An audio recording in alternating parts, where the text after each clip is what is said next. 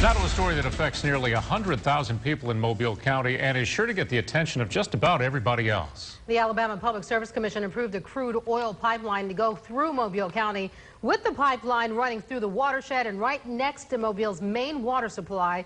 Moss and county officials are afraid any accident could threaten your family's drinking water. Modupe Idowu has been investigating and has tonight's News 15 reality check. Modupe, key players in our community were not made aware of the decision.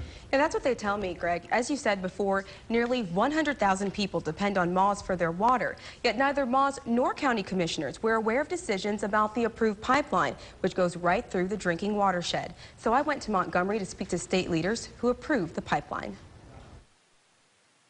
And you don't know when they can start, when it's expected to be finished, what Alabama law requires, and we gave you a copy of the law, the law says... Are you not going to answer the question? Emotions ran high when I went to meet with Alabama Public Service Commissioner Terry Dunn and his Chief of Staff David Roundtree in Montgomery. Does it say when they can start construction? We do not. No, we don't. We do not. Okay, then...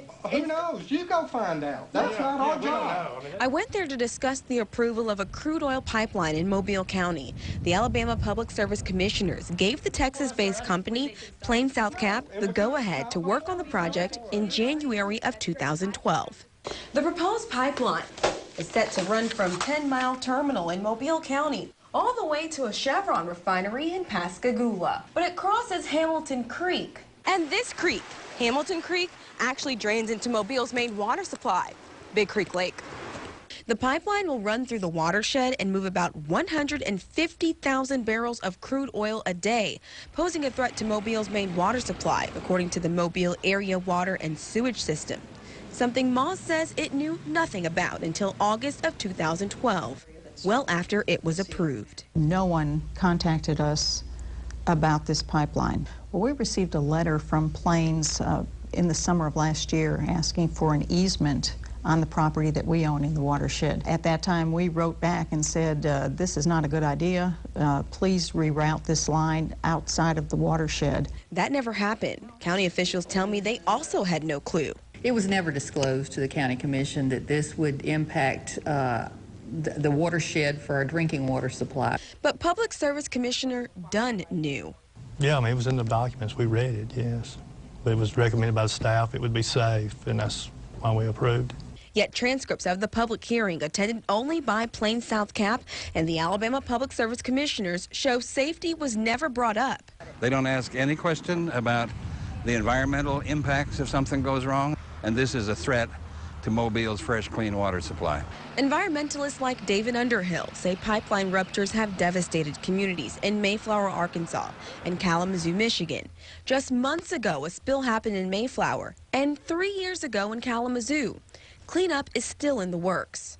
If something like that happened to the pipeline here, and it contaminated the Mobile municipal water supply, and 3 years later it was not cleaned up, for 3 years, the city would not have water.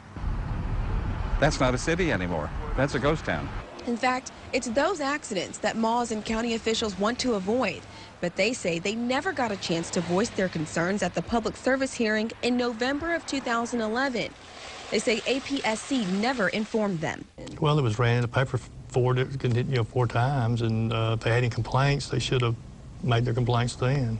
Plain South Cap posted this legal affidavit in the legal section of the Mobile Press Register, as required by law, but it never personally reached out to Moss or local officials.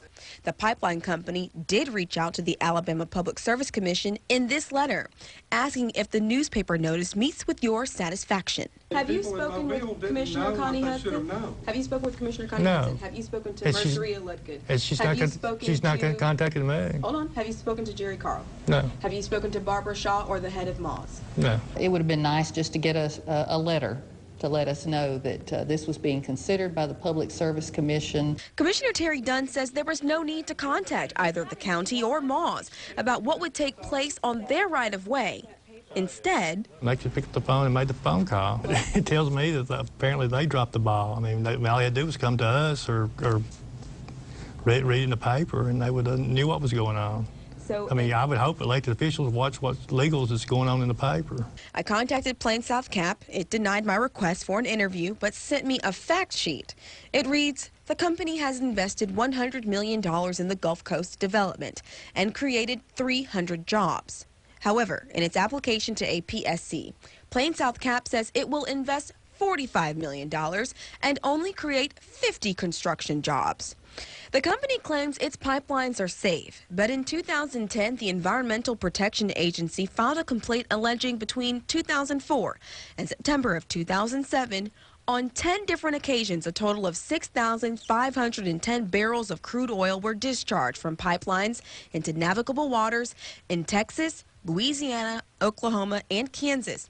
Court documents obtained by Local 15 News shows Plains South Cap's parent company, Plains All American, agreed to pay $3.25 million in penalties in connection with that discharge. I think we just need to put the brakes on right now. It may be too late. Remember this? does it say when they can start construction? We do not. No, we don't. We do not. Okay, then Who knows? You go find out. That's not our job. I found the site where Plains South Cap has already started construction, right here near Moffett and Schillinger Road. Just a few miles away, this sign near Hamilton Creek reads, drinking water supply, caution in case of hazardous materials spill. Call 24-hour number 460-8000, which is the worst fear of Moss and county officials. Now, Plains South Cap has agreed to fund a study testing the pipeline's safety. Moss is awaiting the results. County Commissioner Connie Hudson says the county's attorney has reached out to APSC, Moss, and Plains South Cap to sit down and have a meeting in hopes of rerouting the pipeline. We'll keep you posted. Kim, Greg. All right, Modupe, thanks. Now, tomorrow night, the Mobile Bay Sierra Club is holding another community meeting to discuss what course of action should be taken regarding the project. And that meeting is tomorrow at 7 o'clock at the Five Rivers Delta Resource Center.